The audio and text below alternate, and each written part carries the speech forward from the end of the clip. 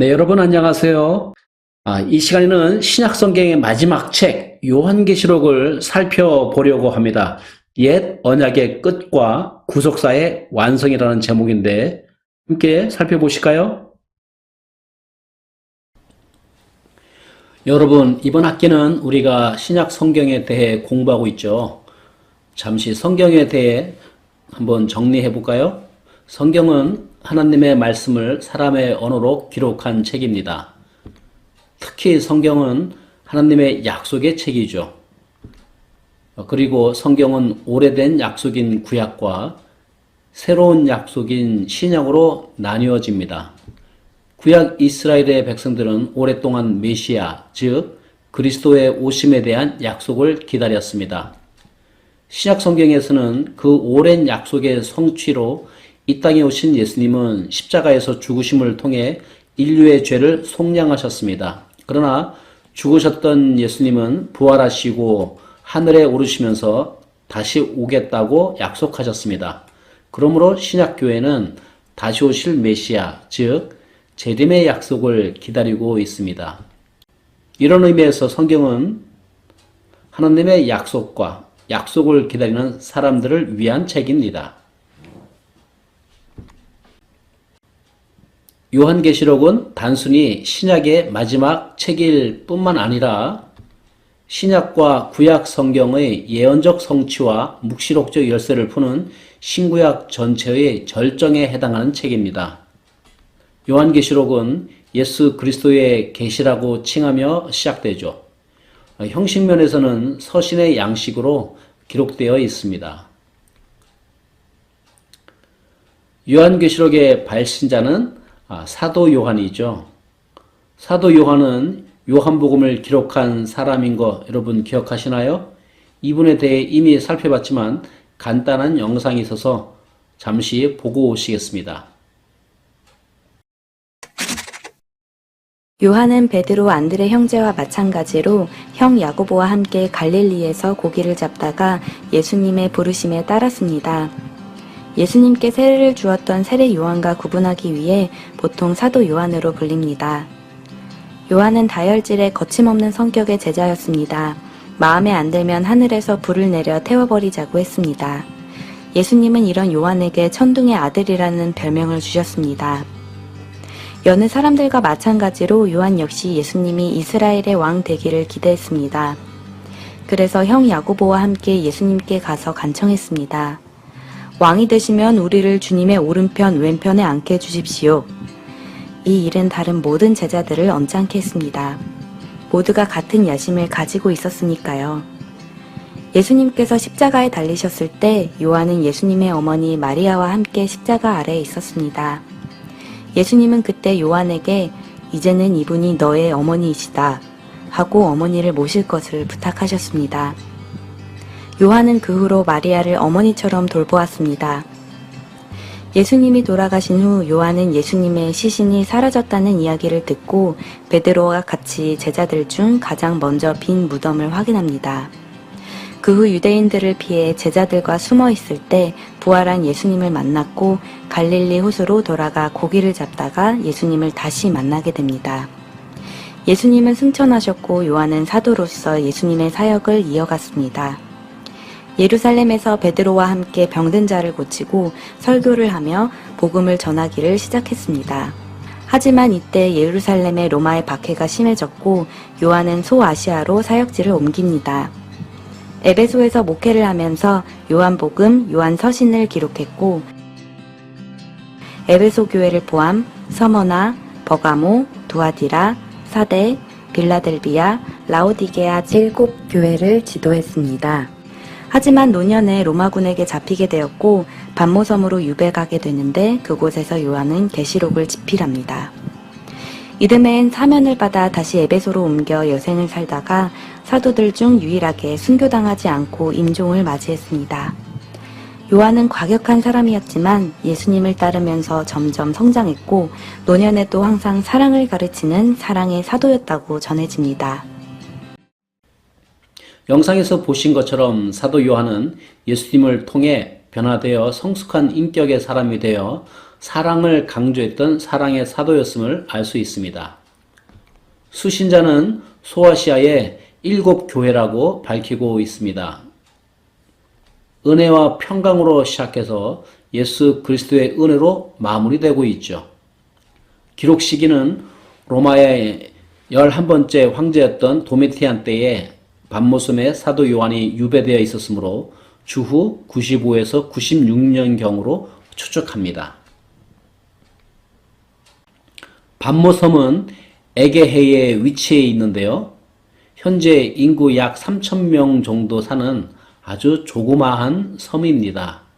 그곳에는 성 요한 수도원과 또 요한이 계시록을 썼다고 하는 동굴도 있어서 많은 기독교인들이 찾는 관광지이기도 합니다. 잠시 영상으로 반모섬에 대해 알아보겠습니다.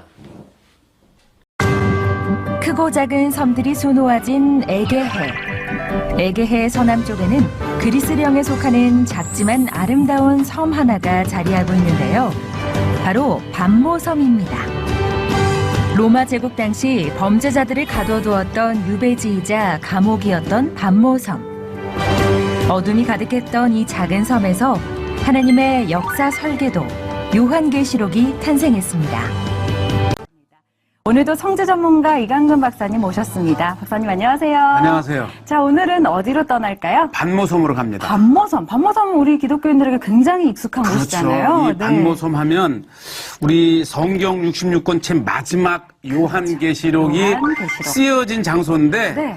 요한이 이 주후 95년경에 네. 이 도미트리우스 이 로마 황제가 가장 핍박이 심할 때에 유배지로 간 거예요. 아, 바로 요한이 네. 유배지로 갔던 곳이 그 반모섬. 네. 유배지에서 요한계시록을 쓰는 하나님의 야. 주님의 계시를 받는데 그러니까 요한계시록을 쓴 곳을 우리가 가는 그렇죠. 거잖아요. 동굴을 가는데 네. 대단합니다. 우선 말씀 한 구절 네, 읽고 보겠습니다. 가면 네. 요한계시록 1장 9절에 보면 네.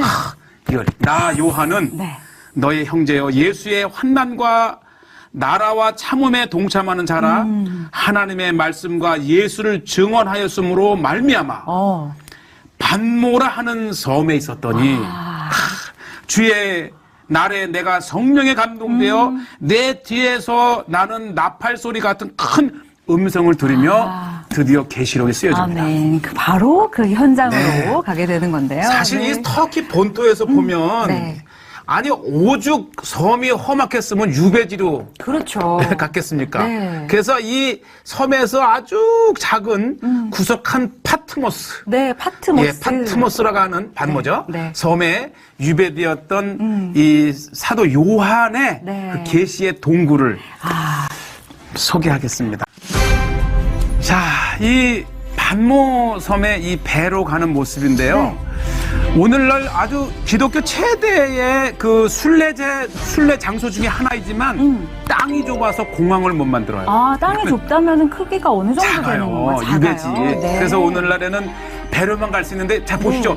쫙 던지는데 오. 뿌린. 그러네요. 이게 한두 이 번 뱃사람의 실력이에요. 한두 번 해보시면. 예전에 얼마나 이 열악했으면 유배지였는데 지금은 요트. 그러게요. 야, 요트가 많고 어느 곳에서 봐도 아주 그 전망이 좋은 저 밑에 스칼라 항구를 잠깐 보여드렸고요. 네, 야, 진짜 멋지네요. 예, 섬답게 이 바람이 많잖아요. 네, 그래서 이 바람을 동력화하는 그리스 섬에는 모든 섬에 이렇게 풍차가 있습니다. 풍력을 그러니까 에너지원으로 사용하기가 그렇죠. 딱 좋은 환경인 거네요. 네, 그래서 뭐 모양도 이쁘지만 이제 재배한 그런 곡식을 이렇게 빻기도 하고 그냥 네. 방앗간 역할을 하는 거죠. 바로 요것이 이 중턱에 있는 그렇죠? 예, 계시의 동굴. 예. 그러게요. 요한계시록의 동굴. 예, 아포칼립스의 동굴을 보는데 또 이렇게 제가 직접 여러 번 다녀갔던 곳들을 예, 기독교 네. 박해가 최고조에 달했을 때에 소아시아의 네. 사도 요한이 이 반모섬으로 유배를 옵니다. 아, 사실 귀향지예요. 유배 네. 중에 기도하던 사도 요한은 바로 이 뒤에 있는 동굴에서 야, 주님으로부터 계시를 받고 와. 요한 계시록을 기록을 합니다. 그 역사. 그런 생각을 해봤어요. 네. 유배된 불행한 상황이지만 오히려 주님이 찾아오시고 그렇죠. 말씀을 주시고 네. 여기는 초창기에 이 계시동굴의 이제 변화된 과정을 했고요. 저 앞에 이렇게 펜스 유배 중에 이 기도했던 맞는 거죠. 곳이고요. 네. 자, 예. 막 찍으면서 꿈만 같았어요. 정말 이 요한계시록이 있는 한 또 이 계시지만 정말 생생한 네. 일곱 소아시아의 일곱 교회에 보내는 편지라든지 이 내용이 네. 오늘을 사는 우리에게도 그렇죠. 이 일곱 가지의 교회의 형태를 통해서 우리의 신앙을 진단해 보는 야, 어떻게 정말 2000년을 뜨고도 그러고 보면 그때나 지금이나 이 사람의 속성은 네. 똑같은 것 같아요. 예수 그리스도의 계시로 시작하는 요한계시록은 하나님을 믿지 않는 자들에게는 다가올 심판에 대해 경고를 주고 있지만 믿는 자들에게는 거룩한 삶을 살 것을 격려하면서 예수님의 재림은 백성들과 영원히 함께하기 위함이라는 메시지를 담고 있습니다. 계시록은 상징적, 묵시록적 표현들이 많이 나온다는 특징이 있습니다. 고대 로마 시대에 기독교인들은 로마 황제로부터 온갖 박해를 받고 있었기 때문에 기독교인들은 자신의 정체를 숨겨야 했습니다. 그래서 그들만의 은밀한 표시로 기독교인임을 서로 알아볼 수 있도록 했는데 여러분이 화면에서 보시는 것처럼 바로 물고기 그림이죠. 당시의 상황을 코바디스에 나오는 영상으로 잠시 보고 오시겠습니다. They are singing.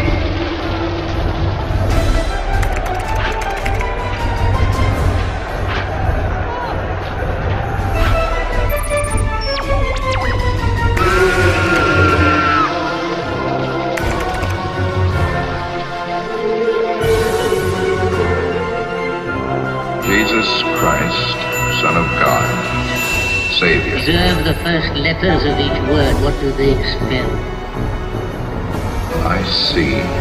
I-C-T-H-U-S, Ictus. The Greek word for fish. Here. Luckily. You see, I know your symbol, even though I'm not yet one of you. Have courage, child. Come along.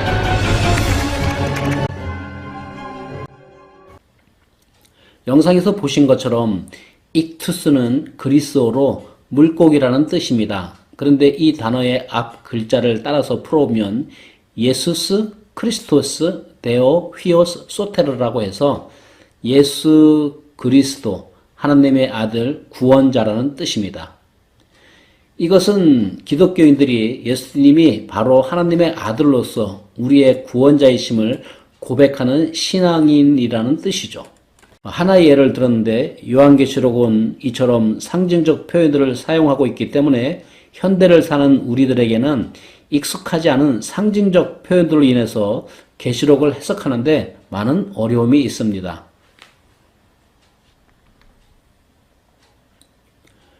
요한계시록은 세상 마지막 때에 일어날 일들에 대한 예언으로만 생각하는 사람들이 많습니다. 그러나 이 책이 쓰여질 당시 사람들이 겪고 있던 심각한 문제들에 대한 하나님의 소망의 메시지도 담고 있다는 사실이죠. 당시 온갖 박해가 성행하던 그 시대에 그들은 과연 정의가 존재하는가라는 심각한 질문에 빠져 있었습니다. 사람들은 공평하고 정의로운 행복한 나라를 꿈꾸지만 실제로 이 세상은 물질과 권력에 의해 움직여지는 것처럼 보입니다. 그러므로 살아남기 위해 불의를 택할 것인가? 아니면 정의롭게 신앙을 위해서 순교할 것인가? 과연 진리와 신앙을 위해서 나의 재산과 가족, 심지어는 생명까지도 포기하고 지킬 만한 가치가 있는 것인가? 요한계시록은 바로 이런 문제로 고민하고 있던 당시 박해받던 기독교인들에게 위로와 소망을 주고자 하는 책이었습니다. 카타콤은 고대 로마의 지하 묘지입니다. 카타콤과 관련한 영상이 있어서 준비했는데 잠시 보고 오시겠습니다.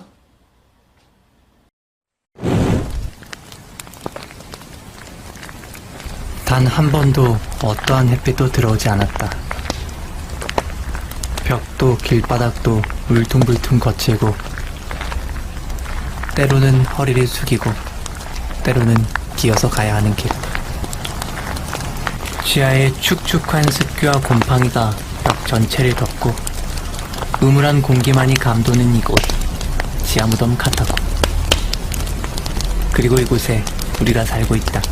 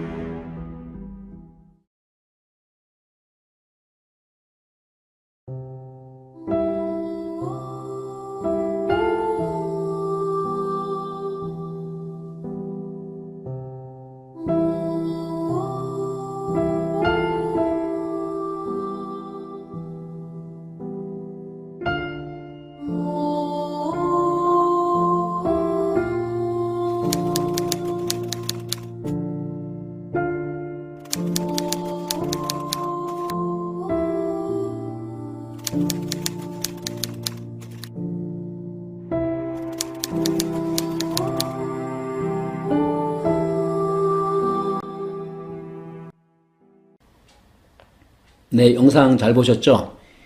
이 카타콤에는 기독교인들이 핍박을 피해 들어가 예배를 드린 곳으로 유명합니다. 그래서 이 카타콤을 기독교인들이 만든 것이라고 착각하는 경우도 있지만 기독교인들이 만든 것은 아닙니다. 이전에 만들어진 것을 은신처로 이용한 것일 뿐이죠. 기독교인들이 은신하면서 이곳에서 프레스코와 등 최초의 기독교 미술이 생겨나기도 했습니다. 익투스도 이때 함께 기독교의 상징으로 사용되기 시작한 것인데요. 일종의 암구호로 물고기를 그려서 알아들으면 예배당에 들여다보내주는 식으로 사용되었다고 전해집니다.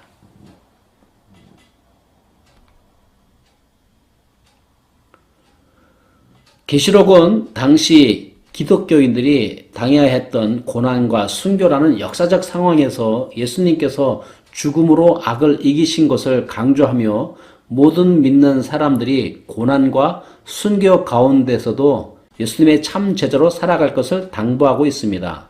짐승을 따르는 자들의 비참한 최후와 어린 양 예수를 따르는 자들이 궁극적으로 승리하는 모습을 대비시켜서 그리스도인들이 고난 중에 어떤 선택을 해야 하는지 분명하게 가르치고 있습니다.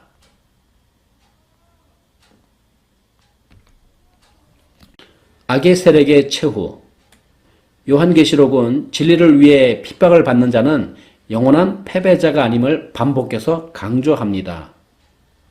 또한 하나님은 역사의 주인이시므로 역사는 결국 하나님의 심판으로 끝나게 될 것을 예언하고 있죠. 그 마지막 때의 심판의 결과에 대해 요한계시록 20장에서 이렇게 선포합니다. 또 저희를 미혹하는 마귀가 불과 유황못에 던지우니 거기는 그 짐승과 거짓 선지자도 있어 세세토록 밤낮 괴로움을 받으리라 라고 하여 마귀와 악의 세력들이 최후의 심판을 당할 것을 분명하게 선포하고 있습니다.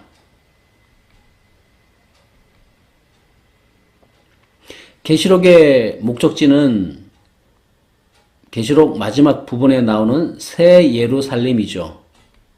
7 교회를 향해 이기는 자들이 되어 새 예루살렘에 들어올 것을 초청하고 있습니다.